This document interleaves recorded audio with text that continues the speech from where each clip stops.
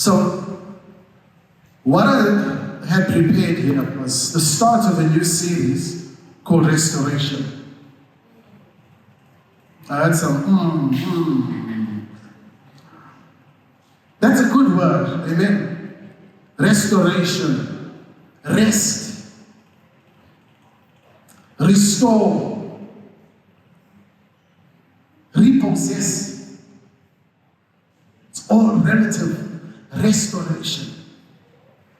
When God restores you to the original state. Come on, I'm sure each and every one of us here would like to be restored in some area or the other of our lives. Amen. I got a couple. Stacey? Yeah. There you are. Yes. We all want to be restored somewhere in our lives. You can sit over there nicely and looking also cute in 31 degrees, but I promise you something. If I just ask you to just give me a little nod and a wink, you'll give me a couple, because we all want to be restored in some area of our lives. And I submit to you today that as we read the Word of God, we're going to continue this next week Sunday. We're going to read the Word, I'll share a small testimony, and we're going to close. Can we go to 2 Samuel chapter 9, please? While we're going to 2 Samuel chapter 9, I just would like to say that we just completed the series, Who Am I? And with it came a song that Pastor Miles wrote. How many of you enjoyed that song? You like that song? Yeah. Loved that song from the first time I heard it. And we learned so much in the first series. And for those that missed it, I'm going to ask if you can go back and you can watch it. It's on YouTube now. And you can watch it and you'll see up there in the Who Am I series, we learn about who we are. We know who God is. We're learning who God is. We'll never know fully who God is. The angels are still crying, holy, holy, holy, from a timeless place, as Pastor Mola taught us, because you'll never ever see every facet of who God is. Do you know that God created the beginning? That's already big enough for our minds to actually conceive or comprehend. So, learning and understanding who we are is so important for us to understand who God is. How can you worship a God that you don't appreciate? Son of God, I appreciate you. There was an old song like that. But how can you sing that song if you don't know what God has done for you? Can we have this conversation? So we learned who we are. We learned that we're royalty.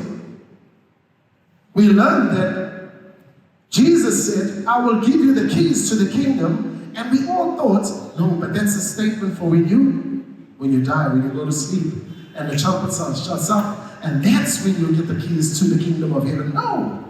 Why would you need to bind things on earth and loose things on earth if you're in heaven already?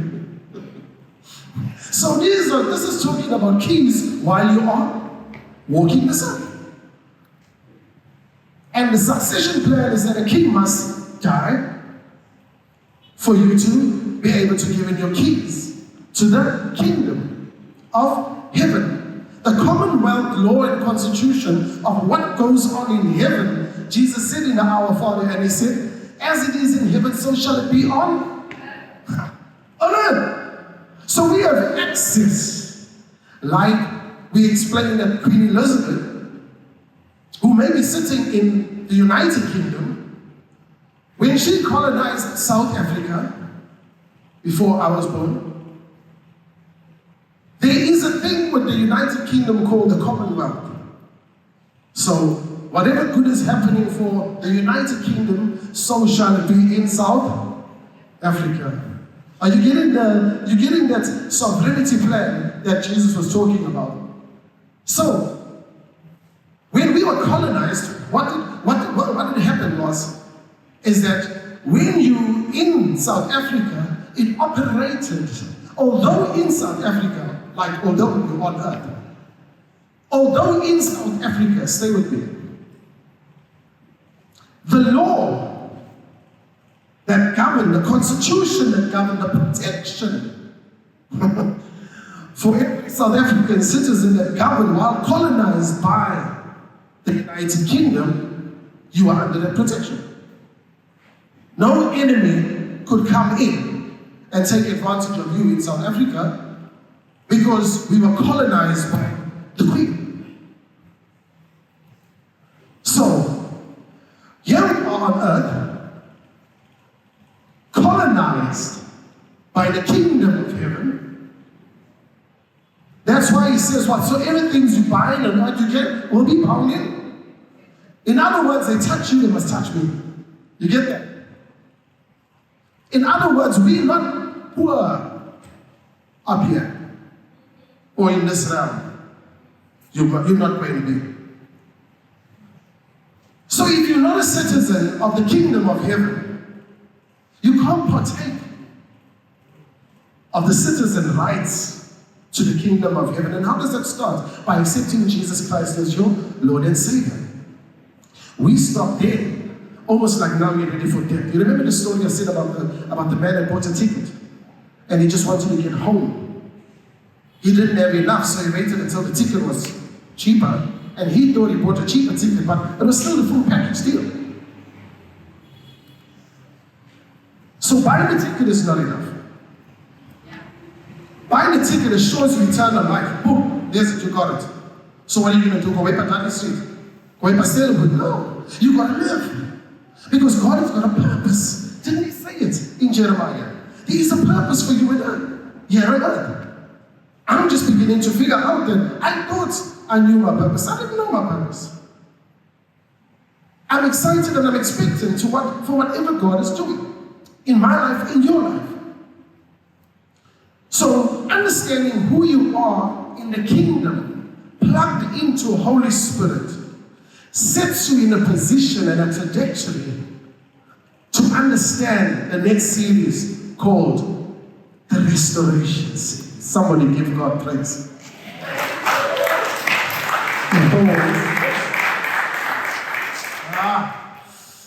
The Restoration Series. I like this. You know why? It's like the comeback kid.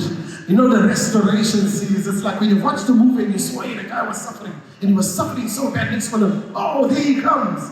Riding on a cloud. You know, when you know there's a man. Oh, come on. Did you ever have, I'm talking to those in the 80s now. School in the 80s. When you had Biscope, not movies and phones, it was called? Come on, not that young. Biscope, where they would cover with black paper all the windows and they closed the doors and shoo, it was sweat like an oven in there, but you're sitting there with your legs crossed, keeping quiet as you're listening to that bad sound and you're watching that movie. And you'll see men coming riding over them from the mountain. And if it was karate, you come out and you do a couple of kicks going on injured as well. So there's the kind of feeling when you hear the word restoration. Because it means you've been through stuff and God is about to do something you've not seen, eyes have not seen, ears have not heard, neither has it entered into the heart of man. The things that God has in store for you. Thank you for saying you. So we're going to read 2 Samuel chapter 9. I'm going to share a little testimony. We're going to have to close. And if you want to know the second part of that, you're going to have to be here next week Sunday. Because it gets very interesting.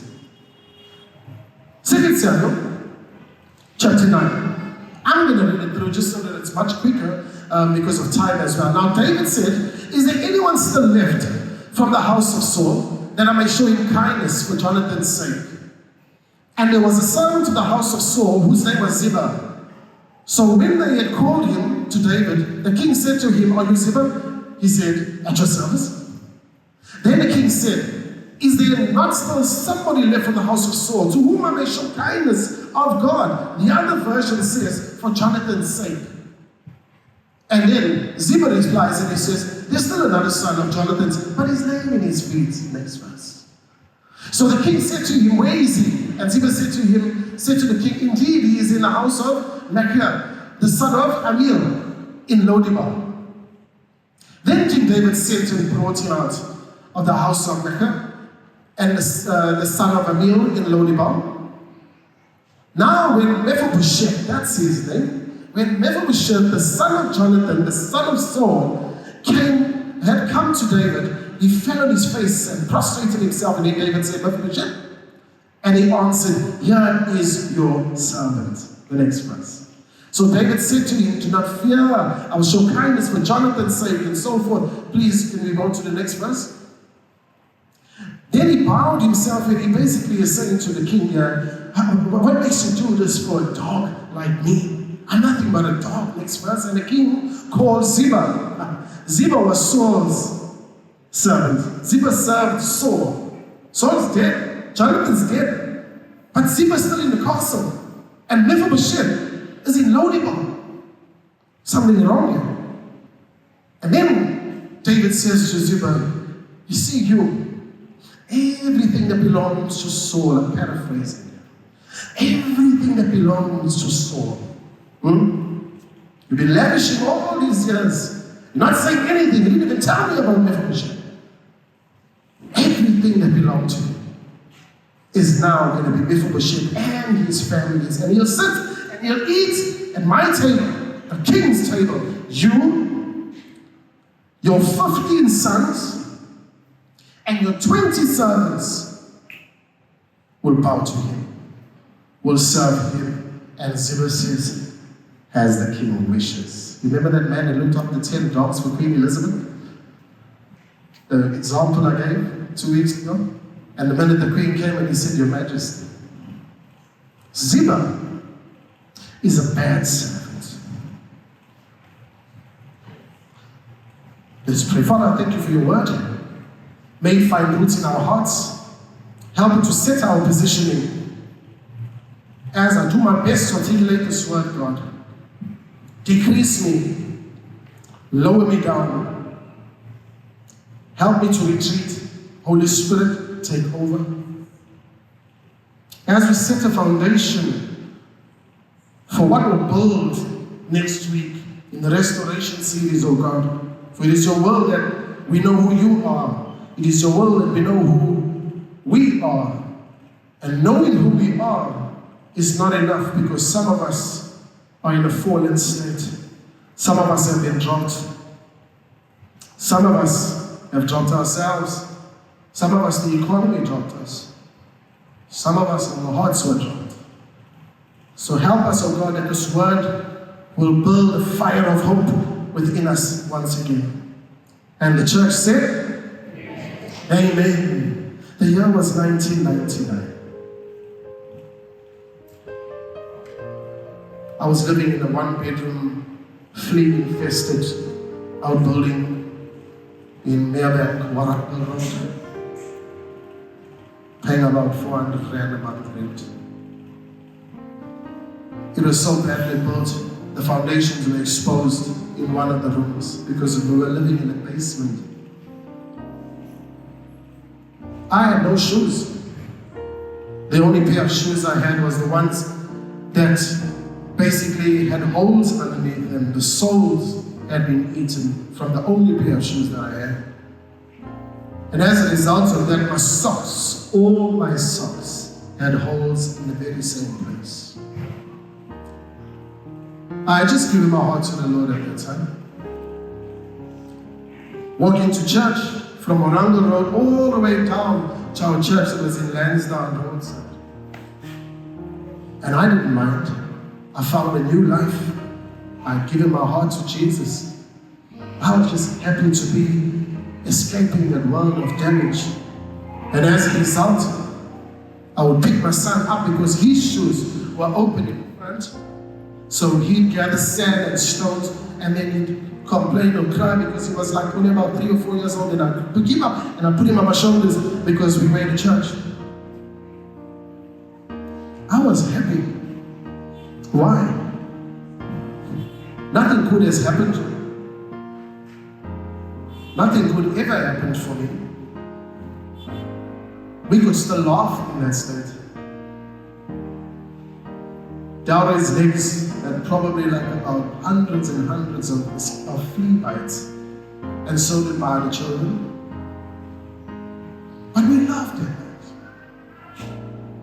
There's times we can be in a position or a state or circumstance and not even realize it, that this is not normal. So I got a job and I worked for about 2-3 weeks for a businessman who was in the church. And rushing the story up, this businessman's brother didn't like me for some reason. Oh, Elani is hiring from the church. Know those ones. Oh well, side note, we're going to be doing that too. All businesses are going to start in the house with employing. Somebody say amen. We've got to take care of our own first. It's one of the things God spoke to me about. And so, I left that job. And one day at a business, not business. Yes, it was a business breakfast men's fellowship that we used to have in the church. And he was busy talking to a lot of distinguished guys, guys in the upmarket side, and guys that actually had those big jobs, and senior managers in Toyotas and in GHM, and all I am is just an unemployed pipe fitter with holes in my shoes. So I'm keeping myself away from the elite, and I'm busy with the bride, and I'm busy making sure that everything goes well, and I'm blending in. And I'm serving. Because I'm just happy to be a part of it. So, when God strikes call of change, it won't come at your talent. It will happen because God says it will happen. Some of you sitting here, change is about to happen. This is real, guys. You've been so used to a way, and you think this problem that you're having won't change. We tried this so many times. Maybe the next time it also won't change. God has announced change, kingdom child. So, while I'm busy there with my flaming fingers and I'm busy, and we left all the distinguished guys, and he moved past all of them and he came straight for me. And he said to me, Pastor Sandy, I see you a project manager. It's very passionate. Everything you've done and said was very good. It's almost like he's attacking me. Very passionate, spiritual, good heart, love, gave everything for God. And he just came up to me, an unemployed Bible. I see you, a project manager. I'm like, oh, okay. And I left that business luncheon early. I was discomforted. Went home, and I'm like, the nerve of him calling me a project manager. Doesn't it sound familiar? We go through the different levels and stages. The nerve of people calling me a pastor. Different levels of learning. And I'm like, project manager, never. A month later, I'm busy doing a building project in the church because I'm unemployed. I asked the church, please help me pay my lights. And they said, look, we got a little building we need done. And so I'm busy doing this little plaster and paint job because you've got to work for your kid. The church had so much things to take care of. The giving was down there and the requesting was up there. That's what happens in the church. That's why we've got to give in our up seasons. We've got to give in our down seasons because people need much more than you think. And so the pastor's wife said to me, take my car, run on over to Mr. So-and-so's office. I've already made arrangements with his office. Pick up a bucket, bring the bucket back, take this rubble, throw it away, and we can take it back. Long story short, when I'm finished doing that, take note, I'm ducking this man and said, I'll see you on project manager. So when I get back, there's he talking to all his senior managers. He calls me, hey, come on. And he says, go inside the office. There's an old white lady over there. Her name is Rosemary. She's my personal assistant. Tell her to send the documents to Varsity College. You are going to do the project management course. It's starting in 2 weeks' time, but for now, I want you to go on a shutdown. When you finish going on a shutdown, it's a lot. No, it's not finished. When you finish going on a shutdown, come back in this office. I want to see you sit there and study. This is him shouting at the blessing, shouting the blessing at me. I want to see you sit there and study till you finish that diploma in project management. And then you'll see from there which is the next course. You're not going to work, you're not going to do anything, you're going to sit there. Now get on the shot. When you finish on the shot, you're going to start that course in 2 weeks' time. What? holes in the shoes. Is this guy serious? Oh, yes, he is. He's been talking about you. God's been speaking about your problem to someone. You don't know how to even be there. You don't even need to look presentable or just the part. As you are.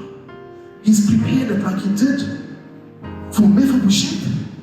Is there anyone else left from the house of dialogue that I may show kindness for Pastor Marlon's sake? Come on. Come on. You don't even know how much sowing your pastor has done. You don't even know how much sowing he has done. Fast forward. I work for him. He gives me now remember, his brother didn't like me. His brother was like a Ziba. He didn't want me in the company. We all got a Ziba somewhere in our lives. Ziba is the type of person that's trying to stop you from your blessing. Ziba is the type of person we learn more about next week. To run on to the end of my testimony. And I'm saying this so that you walk out on the door with hope. I've never shared my testimony. Pastor Mullins asked me to share my testimony. I've never shared my testimony. We share about the church starting in the back of the house, like Pastor Sandy. I've never ever shared this. But I think it's important that you see that the person you see here is the same man that had holes in his shoes, that ate one meal a day, that didn't worry about milk, sometimes not even worry about sugar, as long as they had sugar. It's the same man standing here today. So he's announcing and pronouncing his blessings upon me. And time goes on. I finish the course. I get a first class pass, and I'm like, I didn't even know I had this plate. And after all that, one day, and you must remember, I'm now sitting with the microbus. I'm sitting with the phone. His brother left me a distance from here to the door was the stop. I had to walk from around the road to the robot at Clearwood Racecourse. And I was that much away. And because I went at the stop, his brother took off and went through to Amkamot. So I had to be coming to work. And that happened a couple of times. Fast forward, after all this pronouncing,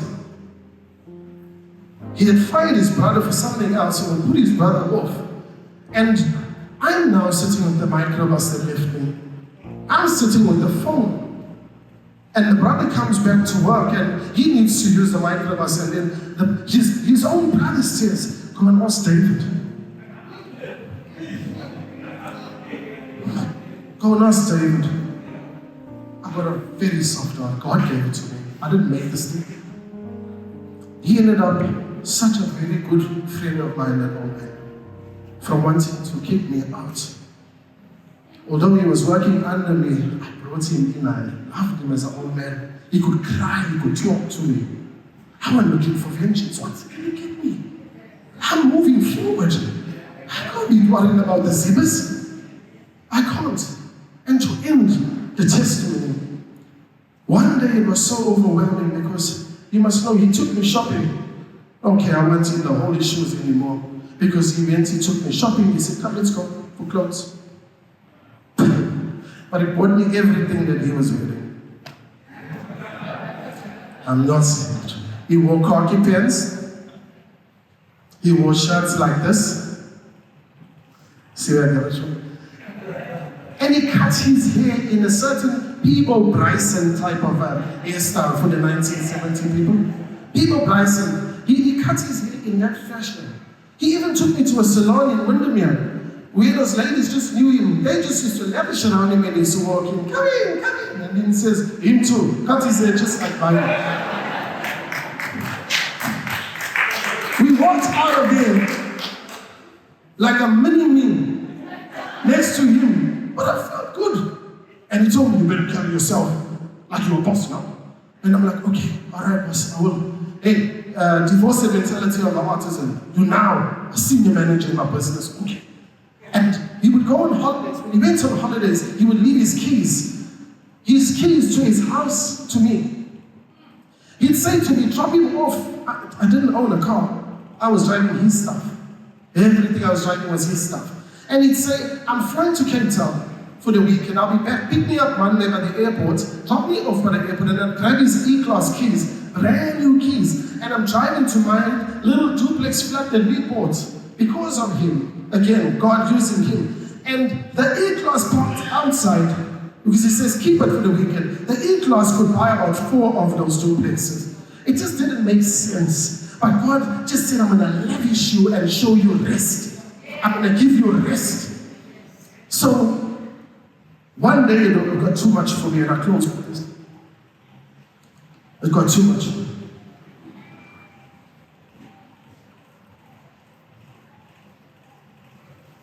I said to you, I just came out of the office. I said, why are you doing this? Why are you doing this? Why me? Now you may sit there and you may be a Bible thumper and say, oh, well, you should be accept the blessing of God, my brother. No, not when you're coming from where I'm coming from. Why me? You could have chosen one of your nephews. You could have done this for someone else that's been like a couple of years in the church. Why me? He looked at me. His eyes welled with tears. I kid you not.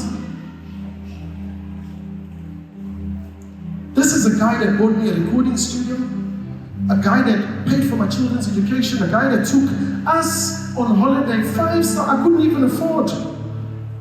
My 3-4 months groceries was one night stay in these places. Then he just took me through. This was like a preview of kingdom style living for the things we don't deserve. And he looked at me and he said, tears in his eyes, Holy Spirit came on me. And he said, I don't know. Isn't it we all want to have a reason, or we think we know the reason why we're helping or why we're doing this? Do you know sometimes God will make you do stuff and you just do not know? Go and bless that lady. Watch. Do it. He lavished. It was like an open well. It was like floodgates. He lavished on me. And it flowed down through my children. And it flowed down through my friends. Anthony was in the studio with me. Anthony knows the story, not by me telling him, but by him being there seeing it. So was Eugene, so was Pastor Molan. I don't know why. He says, I just feel I have to do it. A covenant was made that day.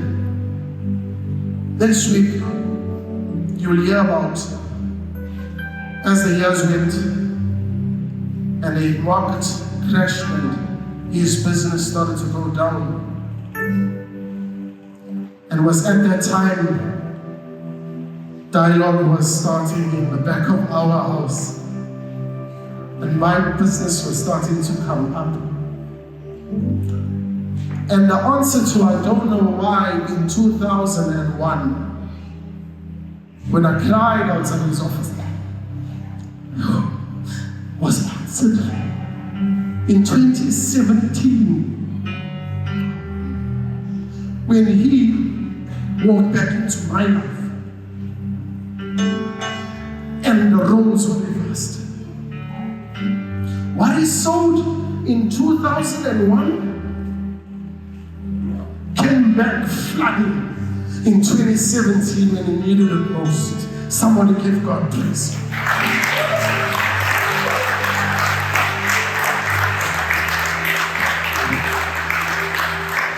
In your downtime, let us stand, church, let us stand. In your downtime, when you're in a state that David was, and we'll hear about this next week, David was in a state with Jonathan. Because in 1 Samuel, this is 2 Samuel 9, in 1 Samuel, David was on the run. He wasn't king. He was in the state I was in. And Jonathan was in a state of provision. And Jonathan said, swear, let's make a covenant. You'll never throw my family away. One day.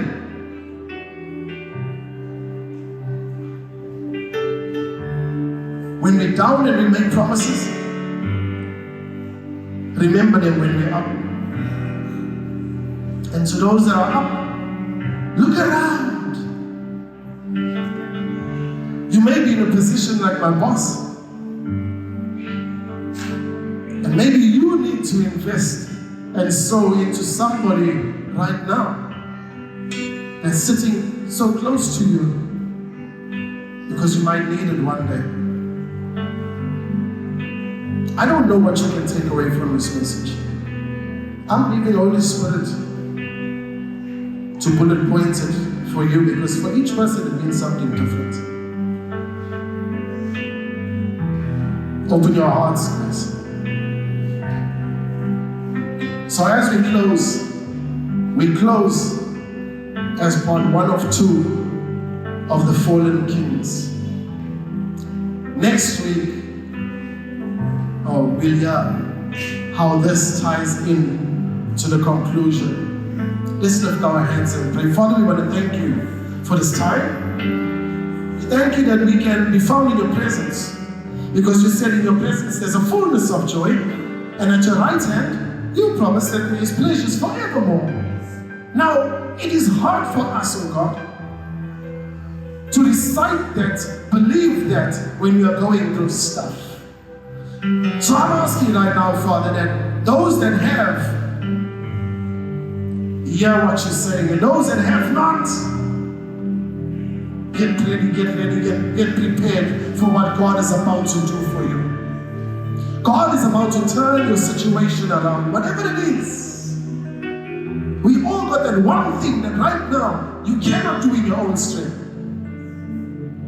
Go with this. God is getting ready to turn the stage.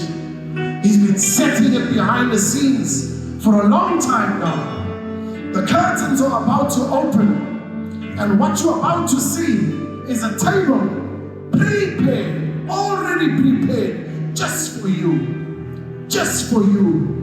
And if you believe that, give God praise.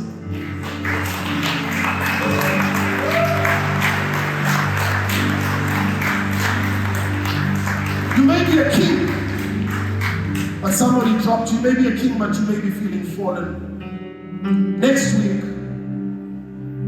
go with hope. And next week, you'll go with knowing. As we lift our hands for the blessing, may the grace of our Lord Jesus Christ, the love of God, and the sweet fellowship of Holy Spirit rest and abide in each and every one of you. And may you go knowing that you are royalty. May you go knowing that you are a citizen in the kingdom. And go with God and go with His favor throughout this week. The Lord bless you. The Lord keep you. The Lord cause His face to shine upon you. The Lord lift up His countenance and give you His peace. And somebody say, Amen. Somebody say,